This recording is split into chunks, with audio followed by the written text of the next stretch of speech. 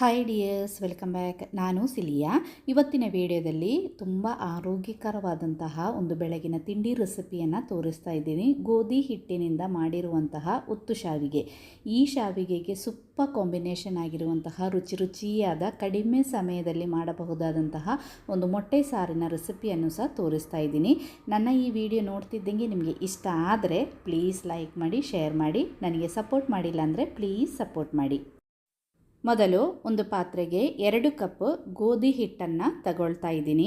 ಈ ಟಿಪ್ಪನ್ನು ಫಾಲೋ ಮಾಡಿ ನೀವು ಗೋಧಿ ಹಿಟ್ಟಿನಿಂದ ಶಾವಿಗೆಯನ್ನು ಮಾಡಿದರೆ ಬೆಳಗ್ಗೆ ಮಾಡಿದ್ದ ಶಾವಿಗೆ ಸಂಜೆ ಆದರೂ ಚೂರು ಸಹ ಗಟ್ಟಿಯಾಗೋದಿಲ್ಲ. ಒಳ್ಳೆ ಮೃದುವಾದ ಶಾವಿಗೆಯನ್ನು ನಮಗೆ ಮಾಡಬಹುದು. ಅದೇ ರೀತಿ ರುಚಿ ಕೂಡ ತುಂಬಾ ಚೆನ್ನಾಗಿರುತ್ತೆ. ನನಗೆ ಅಕ್ಕಿ ಹಿಟ್ಟಿನಿಂದ ಶಾವಿಗೆ ಮಾಡೋದಕ್ಕಿಂತ ಗೋಧಿ ಹಿಟ್ಟಿನಿಂದ ಮಾಡಿದ ಶಾವಿಗೆ ಟೇಸ್ಟ್ ಅನಿಸಿತು. ತುಂಬಾ ಚೆನ್ನಾಗಾಗುತ್ತೆ. ಇದೇ ರೀತಿ ಒಂದು ಸಾರಿ ಟ್ರೈ ಮಾಡಿ ನೋಡಿ. ನಾನು 2 ಕಪ್ ಗೋಧಿ ಹಿಟ್ಟನ್ನು ತಗೊಂಡಿದ್ದೀನಲ್ಲ, ಅದನ್ನು ಒಂದು ಕಾಟನ್ ಬಟ್ಟೆಗೆ ಹಾಕಿ, ಗೋಧಿ ಹಿಟ್ಟನ್ನು ಕಾಟನ್ ಬಟ್ಟೆಗೆ ಹಾಕಿ ಇದೇ ರೀತಿ ಅದನ್ನು ಕಟ್ಟಿ ಒಂದು ಸ್ಟೀಮರಲ್ಲಿ ಅಥವಾ ಇಡ್ಲಿ ಪಾತ್ರೆಯಲ್ಲಿ ಇಟ್ಟು ಇದನ್ನು ಒಂದು 20 ನಿಮಿಷ ನಾವು ಸ್ಟೀಮಲ್ಲಿ ಬೇಯಿಸಬೇಕು. ಹಿಟ್ಟು ಸ್ಟೀಮ್ ಆಗಲಿ. ಇನ್ನು ನಮಗೆ ಸಾರಿಗೆ ಬೇಕಾದಂತಹ ಮೊಟ್ಟೆ ಮತ್ತು ಆಲೂಗಡ್ಡೆಯನ್ನು ಬೇಯಲಿಕ್ಕಿಡುವ. ನಾನಿಲ್ಲಿ 3 ಮೊಟ್ಟೆಯನ್ನು ತಗೊಂಡಿದ್ದೀನಿ. ಅದರೊಟ್ಟಿಗೆ ಮೀಡಿಯಮ್ ಸೈಜಿದು ಒಂದು ಆಲೂಗಡ್ಡೆಯನ್ನು ಸಹ ತಗೊಂಡಿದ್ದೀನಿ. ಇದನ್ನು ಬೇಯಲಿಕ್ಕೆ ಇಡೋಣ. ಇಲ್ಲಿ ನೋಡಿ, ನಮ್ಮದು ಹಿಟ್ಟು 20 ನಿಮಿಷ ಸ್ಟೀಮ್ ಆಗಿದೆ. ಇನ್ನು ಇದನ್ನು ತೆಗೆಯುವಾಗ ಇದು ಒಳ್ಳೆ ಗಟ್ಟಿಯಾಗಿರುತ್ತೆ ನೋಡಿ. ಇದೇ ರೀತಿ ಒಂದು ಮುದ್ದೆ ಥರ ಆಗಿರುತ್ತೆ. ಸ್ವಲ್ಪ ತಣ್ಣಗಾಗಲಿಕ್ಕೆ ಬಿಡಬೇಕು. ತಣ್ಣಗಾದ ಮೇಲೆ ಈ ಹಿಟ್ಟನ್ನು ತೆಗೆದು ನಾವು ಕೈಯಲ್ಲೇ ನಮಗೆ ಇದನ್ನು ಪುಡಿ ಮಾಡ್ಕೋಬೋದು ನೋಡಿ. ಇದೇ ರೀತಿ ಹಿಟ್ಟು ಗಟ್ಟಿಯಾಗಿರುತ್ತೆ. ಇದನ್ನು ಸ್ವಲ್ಪ ತಣ್ಣಗಾದ ಮೇಲೆ ಬೇರೆ ಒಂದು ಪಾತ್ರೆಗೆ ಹಾಕಿ ಕೈಯಲ್ಲೇ ನಮಗೆ ಇದನ್ನು ಪುಡಿ ಮಾಡ್ಕೋಬೋದು. ಅಥವಾ ನಿಮಗೆ ಕೈಯಲ್ಲಿ ಪುಡಿ ಮಾಡಲಿಕ್ಕೆ ಕಷ್ಟ ಆಯಿತು ಅಂದರೆ ಮಿಕ್ಸಿ ಜಾರಿಗೆ ಹಾಕಿ ಲೈಟಾಗಿ ಇದೇ ರೀತಿ ಇದನ್ನು ಪ್ರೆಸ್ ಮಾಡಿ ಮಿಕ್ಸಿ ಜಾರಿಗೆ ಹಾಕಿ ಸಹ ಪುಡಿ ಮಾಡ್ಕೋಬೋದು. ನಾನೀಗ ಕೈಯಲ್ಲೇ ಇದನ್ನು ಪುಡಿ ಮಾಡ್ತಾ ಇದ್ದೀನಿ. ಪುಡಿ ಮಾಡಿ ಆದಮೇಲೆ ನಾವು ಜರಡಿಗೆ ಹಾಕಿ ಒಂದು ಸತಿ ಜರಡಿ ಮಾಡಿ ತೆಗಿಬೇಕು ನೋಡಿ. ಇದೇ ರೀತಿ ನೈಸಾಗಿ ನಾನು ಜರಡಿ ಮಾಡಿ ತೆಗೆದಿದ್ದೀನಿ. ಇನ್ನು ಇದಕ್ಕೆ ರುಚಿಗೆ ಬೇಕಾದಷ್ಟು ಉಪ್ಪನ್ನು ಸೇರಿಸಬೇಕು. ಆಮೇಲೆ ಹಿಟ್ಟನ್ನು ಕಲಸುವಾಗ ನಾವು ತಣ್ಣೀರಲ್ಲಿ ಕಲಿಸಬಾರ್ದು, ಬಿಸಿ ನೀರಲ್ಲಿ ಹಿಟ್ಟನ್ನು ಕಲಿಸಬೇಕು. ಉಪ್ಪು ಹಾಕಿ ಒಂದು ಸತಿ ಇದೇ ರೀತಿ ಚೆನ್ನಾಗಿ ಮಿಕ್ಸ್ ಮಾಡಿ ಇನ್ನು ಇದಕ್ಕೆ ಬಿಸಿ ನೀರನ್ನು, ಒಳ್ಳೆ ಕುದೀತಾ ಇರುವ ಬಿಸಿ ನೀರನ್ನು ಹಾಕಿ ಹಿಟ್ಟನ್ನು ಕಲಿಸಬೇಕು. ತಣ್ಣೀರು ಹಾಕಿ ಹಿಟ್ಟನ್ನು ಕಲಸಿದರೆ ನಮ್ಮದು ಶಾವಿಗೆ ಗಟ್ಟಿಯಾಗುತ್ತೆ. ಇದೇ ರೀತಿ ಬಿಸಿ ಇರುವ ನೀರನ್ನು ಹಾಕಿ ಕಲಸಿದ್ರೇ ನಮಗೆ ಸಾಫ್ಟಾಗಿರುವಂತಹ ಶಾವಿಗೆ ಮಾಡಲು ಸಾಧ್ಯ ಆಗೋದು. ಒಮ್ಮೆಲೆ ಜಾಸ್ತಿ ನೀರು ಹಾಕಬೇಡಿ, ಸ್ವಲ್ಪ ಬಿಸಿ ನೀರನ್ನು ಹಾಕಿ ಇದೇ ರೀತಿ ಹಿಟ್ಟನ್ನು ಕಲಿಸ್ಬೇಕು. ನಾವು ಸಾಮಾನ್ಯ ಅಕ್ಕಿ ಹಿಟ್ಟನ್ನು ಕಲಸಿ ಶಾವಿಗೆ ಮಾಡ್ತೀವಲ್ಲ, ಅದೇ ಒಂದು ಕನ್ಸಿಸ್ಟೆನ್ಸಿಯಲ್ಲಿ ಈ ಹಿಟ್ಟನ್ನು ಕಲಿಸ್ಬೇಕು. ಆದರೆ ಚಪಾತಿ ಹಿಟ್ಟಿನ ಥರ ಅಲ್ಲ, ಸ್ವಲ್ಪ ಲೂಸ್ ಆಗಿರಬೇಕು ಹಿಟ್ಟು ನೋಡಿ. ಇದೇ ರೀತಿ ಒಂದು ಸರ್ತಿ ಚೆನ್ನಾಗಿ ಮಿಕ್ಸ್ ಆದಮೇಲೆ ಕೈಯಲ್ಲಿ ಚೆನ್ನಾಗಿ ಪ್ರೆಸ್ ಮಾಡಿ ಹಿಟ್ಟನ್ನು ಸಾಫ್ಟಾಗಿ ಕಲಿಸ್ಕೋಬೇಕು. ಹಿಟ್ಟು ತುಂಬ ಗಟ್ಟಿ ಇರಬಾರ್ದು. ಗಟ್ಟಿ ಆದರೆ ನಮಗೆ ಅಚ್ಚಿಗೆ ಹಾಕಿ ಪ್ರೆಸ್ ಮಾಡಲಿಕ್ಕೆ ಸಾಧ್ಯ ಆಗೋದಿಲ್ಲ ನೋಡಿ. ಈ ಒಂದು ಕನ್ಸಿಸ್ಟೆನ್ಸಿಯಲ್ಲಿ ಇರಬೇಕು. ಇನ್ನೂ ಸ್ವಲ್ಪ ನೀರು ಜಾಸ್ತಿ ಆದರೂ ಪರವಾಗಿಲ್ಲ. ಇನ್ನು ನಾವು ಚಕ್ಕುಲಿ ಎಲ್ಲ ಮಾಡುವಂತಹ ಅಚ್ಚಿದೆಯಲ್ಲ, ಅದರಲ್ಲಿ ಶಾವಿಗೆದು ಒಂದು ಹಚ್ಚಿರುತ್ತೆ ನೋಡಿ. ಇದಕ್ಕೆ ಫಸ್ಟಿಗೆ ಸ್ವಲ್ಪ ಎಣ್ಣೆಯನ್ನು ಸವರ್ಕೋಬೇಕು. ಆವಾಗ ಅದು ಅಂಟುವುದಿಲ್ಲ ನೋಡಿ. ಎಲ್ಲ ಪಾತ್ರೆಗೆಲ್ಲ ಎಣ್ಣೆಯನ್ನು ಹಚ್ಚಿ ಆದಮೇಲೆ ನಮಗೆ ಎಷ್ಟು ಬೇಕೋ ಅಷ್ಟು ಹಿಟ್ಟನ್ನು ತಗೊಂಡು ಈ ಶಾವಿಗೆ ಹಚ್ಚಿಗೆ ಹಾಕಿ ನಮಗೆ ಶಾವಿಗೆಯನ್ನು ಒತ್ತಬಹುದು ನೋಡಿ. ಇದಕ್ಕಿಂತಲೂ ಸ್ವಲ್ಪ ಸಹ ನಮಗೆ ನೀರು ಹಾಕಿ ಸ್ವಲ್ಪ ಲೂಸಾಗಿ ಹಿಟ್ಟನ್ನು ಕಲಿಸ್ಕೋಬೋದು. ತಣ್ಣೀರು ಹಾಕಬಾರ್ದು. ನಿಮಗೆ ಹಿಟ್ಟು ಸ್ವಲ್ಪ ಗಟ್ಟಿ ಆಯಿತು ಅಂತ ಅನಿಸಿದರೆ ಸ್ವಲ್ಪ ಬಿಸಿ ನೀರನ್ನು ಹಾಕಿ ಇನ್ನೂ ಸ್ವಲ್ಪ ಲೂಸಾಗಿ ಮಾಡಿ ಸಹ ಮಾಡ್ಬೋದು. ಆವಾಗ ನಮಗೆ ಅಚ್ಚಿಂದ ಅದನ್ನು ಪ್ರೆಸ್ ಮಾಡಲಿಕ್ಕೆ ತುಂಬ ಸುಲಭ ಆಗುತ್ತೆ. ಇದೇ ರೀತಿ ಇನ್ನು ಅಚ್ಚನ್ನು ಕ್ಲೋಸ್ ಮಾಡಿ ನಾನಿವಾಗ ಬಾಳೆ ಎಲೆಯಲ್ಲಿ ಈ ಶಾವಿಗೆಯನ್ನು ಮಾಡ್ತಾಯಿದ್ದೀನಿ ನೋಡಿ. ಈ ಥರ ಸಣ್ಣ ಪೀಸಾಗಿ ಬಾಳೆ ಎಲೆಯನ್ನು ಕಟ್ ಮಾಡ್ಕೊಂಡಿದ್ದೀನಿ. ಇನ್ನು ಸ್ವಲ್ಪ ಜಾಸ್ತಿ ರುಚಿಯಾಗಿ ಬರಲಿಕ್ಕೋಸ್ಕರ ಸ್ವಲ್ಪ ತುರಿದಿರುವ ತೆಂಗಿನಕಾಯಿಯನ್ನು ಬಾಳೆ ಎಲೆ ಮೇಲೆ ಇದೇ ರೀತಿ ಹಾಕಿ ಅದರ ಮೇಲ್ಗಡೆ ಈ ನಾವು ಶಾವಿಗೆಯನ್ನು ಇದೇ ರೀತಿ ಪ್ರೆಸ್ ಮಾಡಬೇಕು. ನಿಮಗೆ ತೆಂಗಿನಕಾಯಿ ತುರಿ ಬೇಡ ಅಂದರೆ ಅದನ್ನು ಸ್ಕಿಪ್ ಮಾಡ್ಬೋದು ನೋಡಿ. ಎಷ್ಟು ಈಸಿಯಾಗಿ ನಮಗೆ ಇದನ್ನು ಪ್ರೆಸ್ ಮಾಡ್ಬೋದು ಅಂತ. ಇನ್ನೂ ಸ್ವಲ್ಪ ಹಿಟ್ಟನ್ನು ಲೂಸಾಗಿ ಮಾಡಿದರೂ ಪರವಾಗಿಲ್ಲ, ಇದಕ್ಕಿಂತ ಈಸಿಯಾಗಿ ನಮಗೆ ಇದನ್ನು ಪ್ರೆಸ್ ಮಾಡ್ಕೋಬೋದು.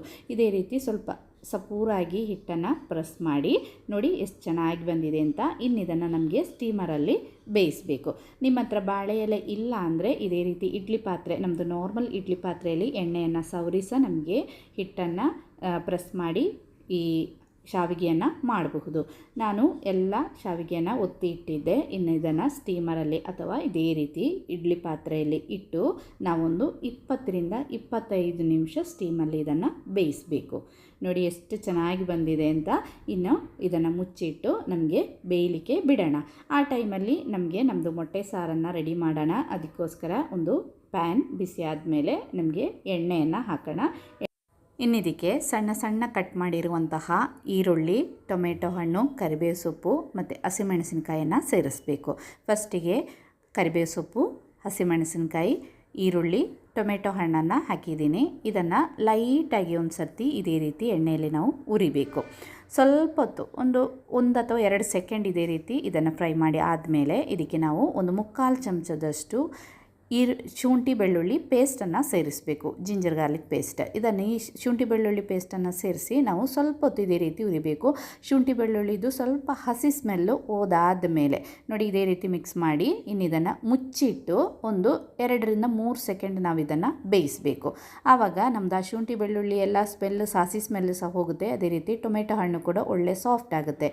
ಸ್ಲೋ ಫ್ಲೇಮಲ್ಲಿ ಇಟ್ಕೊಂಡು ಇದನ್ನು ಓಪನ್ ಮಾಡಿ ಒಂದು ಸರ್ತಿ ಇದೇ ರೀತಿ ಮಿಕ್ಸ್ ಮಾಡಿ ಇನ್ನು ಮಸಾಲೆ ಪುಡಿಗಳನ್ನು ಸೇರಿಸೋಣ. ಖಾರಕ್ಕನುಸಾರವಾಗಿ ಮೆಣಸಿನ ಪುಡಿ ನಾನೊಂದು 3/4 ಚಮಚದಷ್ಟು ಮೆಣಸಿನ ಪುಡಿಯನ್ನು ಸೇರಿಸಿದ್ದೀನಿ. ಅದೇ ರೀತಿ 3/4 ಚಮಚದಷ್ಟು ಧನಿಯಾ ಪುಡಿ, ಒಂದು ಅರ್ಧ ಚಮಚದಷ್ಟು ಗರಂ ಮಸಾಲೆ ಪುಡಿಯನ್ನು ಸೇರಿಸಿದ್ದೀನಿ. ಇನ್ನು ಅರಶಿನ ಪುಡಿಯನ್ನು ಸಹ ಸೇರಿಸಿ ಲೋ ಫ್ಲೇಮಲ್ಲಿ ಇಟ್ಕೋಬೇಕು. ಇನ್ನಿದನ್ನು ಮಿಕ್ಸ್ ಮಾಡ್ತಾ ಇದೇ ರೀತಿ ಆ ಮಸಾಲೆದು ಹಸಿ ಸ್ಮೆಲ್ಲೆಲ್ಲ ಹೋಗಿ ಒಂದು ಸ್ವಲ್ಪ ಗೊಜ್ಜು ಥರ ಆಗಬೇಕು. ಎಣ್ಣೆ ಎಲ್ಲ ಸ್ವಲ್ಪ ಮೇಲೆ ಬಂದ ಮೇಲೆ ನಾವು ಒಂದು ಆಲೂಗಡ್ಡೆಯನ್ನು ಬೇಯಿಸಿದೆ ಅದರ ಸಿಪ್ಪೆಯನ್ನು ತೆಗೆದು ಇದೇ ರೀತಿ ಸ್ಮ್ಯಾಶ್ ಮಾಡಿ ಅದನ್ನು ಸೇರಿಸಿ ಸ್ವಲ್ಪ ನೀರನ್ನು ಸಹ ಸೇರಿಸಿ ಇದಕ್ಕೆ ರುಚಿಗೆ ತಕ್ಕಷ್ಟು ಉಪ್ಪನ್ನು ಸಹ ಸೇರಿಸಿ ಒಳ್ಳೆಯೊಂದು ಮಿಕ್ಸ್ ಕೊಡಬೇಕು. ಆಲೂಗಡ್ಡೆ ನಾವು ನೀರು ಹಾಕಿದ್ದೀವಿ, ಮಸಾಲೆ ಎಲ್ಲ ಇದೇ ರೀತಿ ಮಿಕ್ಸ್ ಆದಮೇಲೆ ಮುಚ್ಚಿ ಒಂದು 2-3 ಸೆಕೆಂಡ್ ಬಿಟ್ಟು ಸ್ವಲ್ಪ ಡ್ರೈ ಆಗುತ್ತೆ ನೋಡಿ. ಇದೇ ರೀತಿ ಆ ನೀರೆಲ್ಲ ಡ್ರೈ ಆಗಿ ಮಸಾಲೆದೆಲ್ಲ ಹಸಿ ಸ್ಮೆಲ್ ಹೋಗಿ ಎಲ್ಲ ಒಳ್ಳೆ ಮಿಕ್ಸ್ ಆದಮೇಲೆ ಇದಕ್ಕೆ ನಮಗೆ ಸ್ವಲ್ಪ ತೆಂಗಿನಕಾಯಿ ಹಾಲನ್ನು ಹಾಕೋಣ. ಒಂದು 3/4 ಲೋಟದಷ್ಟು ತೆಂಗಿನಕಾಯಿ ಹಾಲನ್ನು ಹಾಕಿದ್ದೀನಿ. ತೆಂಗಿನಕಾಯಿ ಹಾಲು ಬದಲು ನಿಮ್ಮ ಹತ್ರ ಫ್ರೆಶ್ ಕ್ರೀಮ್ ಇದ್ದರೆ ಫ್ರೆಶ್ ಕ್ರೀಮನ್ನು ಹಾಕ್ಬೋದು, ಅಥವಾ ನಮ್ಮದು ಗೋಡಂಬಿ ಇದೆಯಲ್ಲ ಸ್ವಲ್ಪ ಗೋಡಂಬಿಯನ್ನು ಮಿಕ್ಸಿಯಲ್ಲಿ ರುಬ್ಬಿ ಅದರ ಪೇಸ್ಟನ್ನು ಸೇರಿಸಿದ್ರೂ ಆಗುತ್ತೆ. ನಾನಿಲ್ಲಿ ತೆಂಗಿನಕಾಯಿ ಹಾಲನ್ನು ಸೇರಿಸಿದ್ದೀನಿ. ಇನ್ನು ಇದಕ್ಕೆ ನಾವು ಬೇಯಿಸಿರುವ ಮೊಟ್ಟೆಯನ್ನು ಸೇರಿಸೋಣ. ಮೊಟ್ಟೆ ಹಾಕಿ ನಾವು ಮಿಕ್ಸ್ ಮಾಡಬಾರ್ದು. ಮೊಟ್ಟೆಯನ್ನು ಕಟ್ ಮಾಡಿ ಹಾಕಿದ್ದೀನಿ ನಾನು. ಇಡೀ ಮೊಟ್ಟೆಯನ್ನು ಸಹ ನಮಗೆ ಇದಕ್ಕೆ ಸೇರಿಸ್ಬೋದು. ಮುಚ್ಚಿಟ್ಟು ಒಂದು 2 ಸೆಕೆಂಡ್ ಆದ ತಕ್ಷಣ ಇದೇ ರೀತಿ ಕುದಿ ಬರುವಾಗ ತನ್ನಷ್ಟಕ್ಕೆ ಆ ಮಸಾಲೆ ಎಲ್ಲ ಮೊಟ್ಟೆ ಒಳಗಡೆ ಇದೇ ರೀತಿ ಮಿಕ್ಸ್ ಆಗುತ್ತೆ. ಇನ್ನು ಇದಕ್ಕೆ ಲೈಟಾಗಿ ಮಿಕ್ಸ್ ಮಾಡಿ ಕೊತ್ತಂಬರಿ ಸೊಪ್ಪನ್ನು ಸೇರಿಸಿದರೆ ಸೂಪರ್ ಟೇಸ್ಟಿಯಾಗಿರುವಂತಹ ಮೊಟ್ಟೆ ಸಾರು ರೆಡಿ ಆಯಿತು. ಈ ಮೊಟ್ಟೆ ಸಾರನ್ನು ನಮಗೆ ಶಾವಿಗೆ ಜೊತೆ ಮಾತ್ರ ಅಲ್ಲ, ಅನ್ನ, ಚಪಾತಿ, ಪೂರಿ ಜೊತೆ ಎಲ್ಲ ಸೂಪರ್ ಆಗುತ್ತೆ. ದೋಸೆಗೆ ಕೂಡ ಸೂಪರ್ ಕಾಂಬಿನೇಷನ್ ಇದು ನೋಡಿ. ಒಂದು ಸೈಡಲ್ಲಿ ನಮ್ಮದು ಶಾವಿಗೆ ಇಲ್ಲಿ ಬೆಂದಿದೆ, ಇನ್ನೊಂದು ಸೈಡಲ್ಲಿ ನಮ್ಮದು ಮೊಟ್ಟೆ ಸಾರು ಸಹ ರೆಡಿಯಾಗಿದೆ. ಸೂಪರ್ ಈಸಿಯಾಗಿ ಮಾಡಬಹುದಾದಂತಹ ತಿಂಡಿ ರೆಡಿ ಆಯಿತು. ನಮ್ಮ ಮನೆಯಲ್ಲಿ BP, ಶುಗರ್, ಕೊಲೆಸ್ಟ್ರಾಲ್ ಇರುವವರಿದ್ದರೆ ಅವರಿಗೆ ಒಂದು ತಿಂಡಿ, ಮಕ್ಕಳಿಗೊಂದು ತಿಂಡಿ, ಆ ಥರ ಎಲ್ಲ ಬೇರೆ ಬೇರೆ ಮಾಡಬೇಕಾದ ಅವಶ್ಯಕತೆ ಏನಿಲ್ಲ. ಈ ಒಂದು ತಿಂಡಿಯನ್ನು ಮಾಡಿದರೆ ಎಲ್ಲರಿಗೆ ಸಹ ಸೇವಿಸ್ಬೋದು. ಮಕ್ಕಳಂತೂ ತುಂಬಾ ಖುಷಿಯಾಗಿ ತಿಂತಾರೆ. ಯಾಕಂದರೆ ಈ ರೀತಿ ನಾವು ಮಾಡೋದ್ರಿಂದ ಇದೊಂದು ಕುಕ್ಕೀಸ್ ಟೇಸ್ಟ್ ಬರುತ್ತೆ. ಟ್ರೈ ಮಾಡಿ ನೋಡಿ ಇದೇ ರೀತಿ. ಇನ್ನೊಂದು ವಿಡಿಯೋದಲ್ಲಿ ನೋಡೋಣ. ಟಿಲ್ ದೆನ್ ಬಾಯ್.